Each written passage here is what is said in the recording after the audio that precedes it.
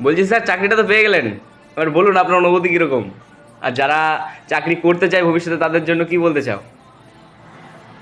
আমি বলতে চাই সবার জন্য যে সফলতা একবারে আসে না।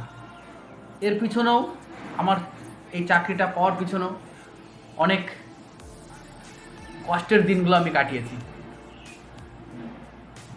তো সেই কষ্টের দিনগুলো আজ কষ্ট মনে হচ্ছে না, আজ মনে হচ্ছে খুশির দিন। আচ্ছা।